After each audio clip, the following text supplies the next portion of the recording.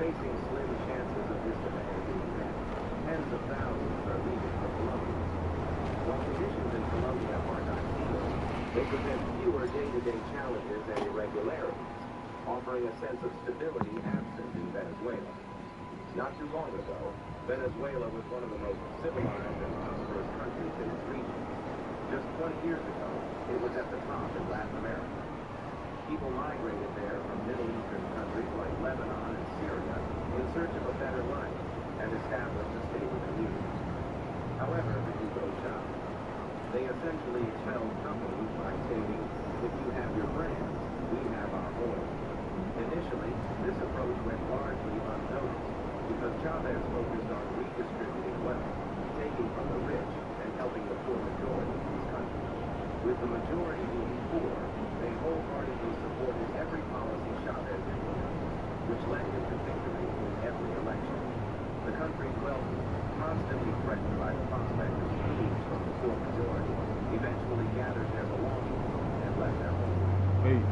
As a result, if you visit Venezuela today, you will find many of the brands you might typically expect because they simply do not exist in the world. For example, McDonald's exists in the country, but it operates under a different name after acquiring the rights to use the brand. A Venezuelan company utilizes the brand's naming rights in various ways. For instance, due to the capacity is your priority. Once you have that, pick a vehicle and get out of there before the soldiers go full Jack Howitzer on you.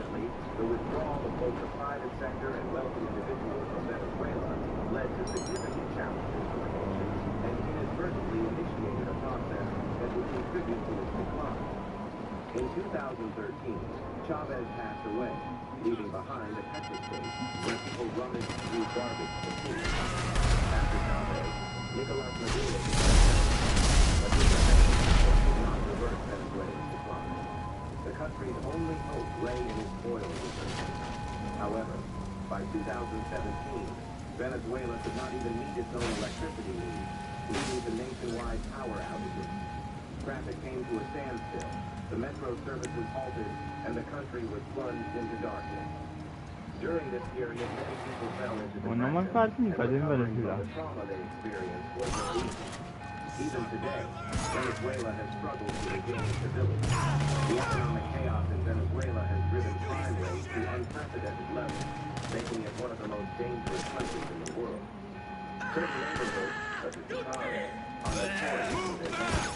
Some even consider them more perilous than the favelas in Brazil. In Chicago, located in the capital, drivers avoid stopping at red lights because most kidnappings and robberies happen when vehicles are stationary.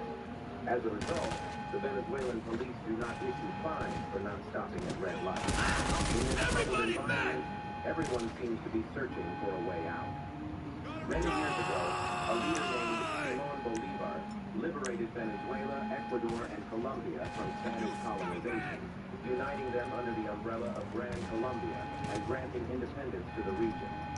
Today, because of economic troubles, let's shift our focus to different topics. We already know that Venezuela does not require a visa from most countries for stays of up to 90 days. The local people are genuinely warm, and there is not a single issue with racism in the country.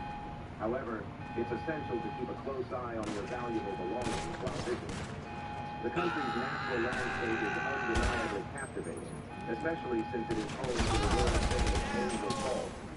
As the highest waterfall in the world, with an approximate height of 1,000 meters, it adds to the region's allure. However, the challenging accessibility of the area significantly increases the cost associated with visiting this natural wonder.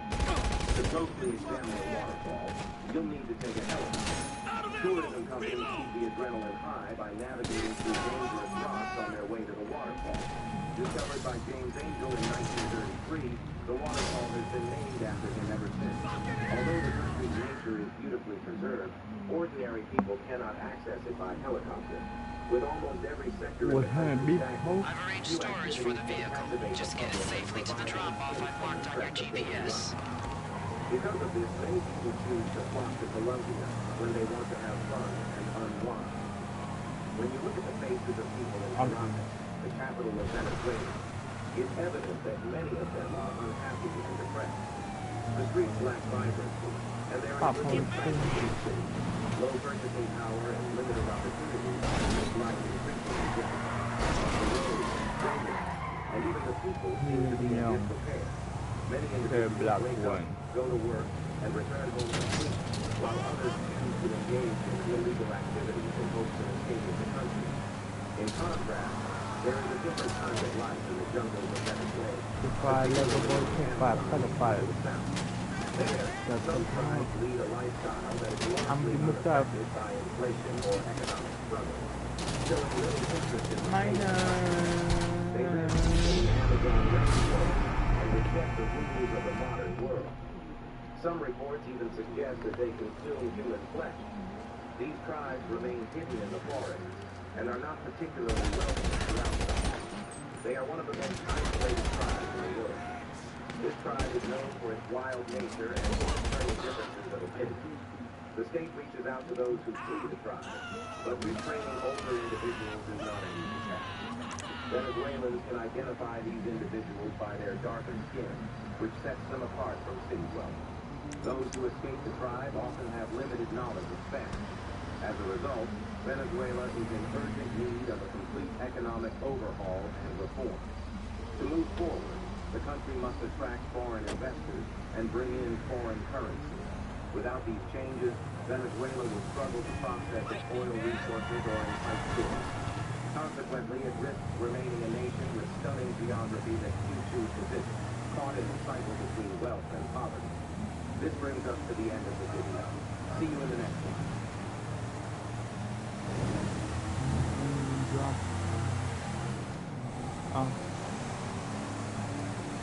1, 2, 3, 4, 5, 6, 5.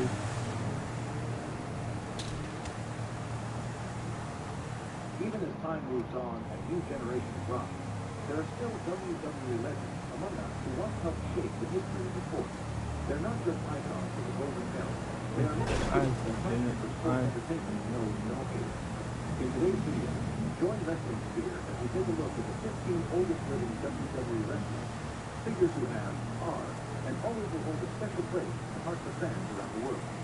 Number 15, Hulk Hogan, the immortal icon of wrestling. Now in his 70s, Hulk Hogan remains one of the most iconic names in WWE history. With his signature blonde hair, trademark bandana, and the unforgettable catchphrase, "What you gonna do when Hogan is wild on you?" Hogan wasn't a joke. He was a pop culture phenomenon throughout the 1980s and 1990s. Hogan's wrestling journey began in the late 1970s, but it wasn't until he joined WWF, now WWE, that his star truly exploded.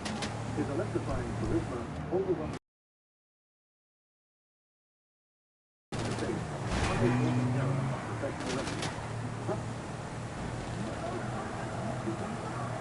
These wrestlers were famous. They looked unreal, but they were 100% real. If you ever looked at someone and thought, there's no way this guy can do it, that's the kind of reaction wrestling fans had. But you can see the skeptics for them. From a 685 LPs to lost the Civil War because these wrestling brands were so massive. It's hard to believe they actually existed. Giant Gonzalez. Imagine an 8-foot tall